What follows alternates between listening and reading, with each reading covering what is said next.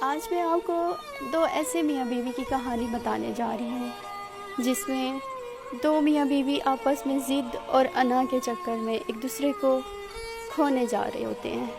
وہ ایسے کہ ایک بیوی اپنے شوہر سے طلاق لینے کے لیے کورٹ میں رجوع کرتی ہے۔ اس کے دو بچے بھی ہوتے ہیں اور اس لڑکی کے وکیل نے ہر چیز تیار کی ہوتی ہے، صرف اس کے شوہر کے دستخط باقی ہوتے ہیں۔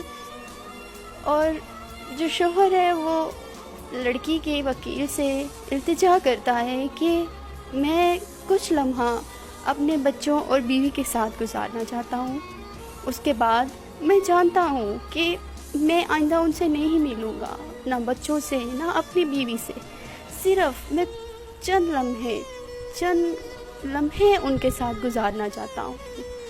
آپ میری بیوی سے التجا کریں، گزارش ہے آپ سے۔ مطلب اس نے بہت ندامت سے، بہت پچھتاوے سے اور دھیمے لہجے میں اس سے التجا کی۔ وکیل کی آنکھوں میں آنسو آ گئے۔ اس نے جا کر اس لڑکی سے کہا کہ آپ کا شوہر یہ کہہ رہا ہے۔ اس کی بیوی نے کہا کہ ٹھیک ہے، کل کورٹ آتے وقت ہم ان کے ساتھ چلے جائیں گے اور ان سے کہیں کہ وہ ہمارا زیادہ وقت نہ لیں، کیونکہ کورٹ کا وقت لینا اچھی بات نہیں ہے۔ اس نے کہا کہ ٹھیک ہے، جیسے وہ کہتی ہے میں بالکل ویسے ہی کروں گا۔ ٹھیک اگلے دن جیسے ہی وہ کورٹ پہنچے تو شوہر نے گاڑی کا دروازہ کھولا، بچوں کو اور بیوی کو لے کر ایک باغ میں چلا گیا۔ وہاں پر بچے کھیل کود رہے تھے، انہوں نے آئس کریم کھائی۔ جو بچے کبھی باپ کے منہ میں کھلا رہے ہیں، کبھی ماں کو وہی آئس کریم کھلا رہے ہیں۔ تھوڑی دیر بعد انہوں نے کھانا کھانے کے لیے ایک ریسٹورنٹ میں چلے گئے۔ وہاں بچے کھانا کھا رہے ہیں اور شوہر بہت آنسو بھری نظروں کے ساتھ بیوی کو دیکھ رہا ہے۔ دیکھتے ہی دیکھتے بچے ایک دوسرے کے ساتھ لڑ رہے ہیں کہ نہیں، میں ماما کے ساتھ رہوں گا۔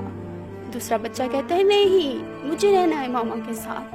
یہ دونوں منظر کو دیکھتے ہی ان کی آنکھوں میں آنسو آ گئے دونوں کی۔ لیکن جو ابھی ہونا تھا وہ تو ہو کے رہنا تھا، انہیں کورٹ پہنچنا تھا۔ اب بچوں کے منہ پر آئس کریم لگی ہے، باپ اپنے رومال سے صاف کر رہا ہے۔ جیسے ہی وہ کورٹ کے دروازے پر پہنچے ہیں تو بیوی نے وہیں پہ ہی کہا کہ نہیں، میں یہ کھلا نہیں لینا چاہتی آپ سے۔ تو مطلب بعد میں پچھتاوے کا کیا مطلب؟ ایک ہی دفعہ میں ہمیں اپنی ضد، اپنی انا ایک سائڈ پہ رکھ کے ہمیں سوچنا چاہیے کہ کیا ہم کچھ ایسا غلط قدم تو نہیں اٹھا رہے، ہمارے بچوں کا کوئی مستقبل تو نہیں خراب ہو رہا۔ لہٰذا اپنے رشتوں میں محبت، اخلاق اور تحمل پیدا کریں۔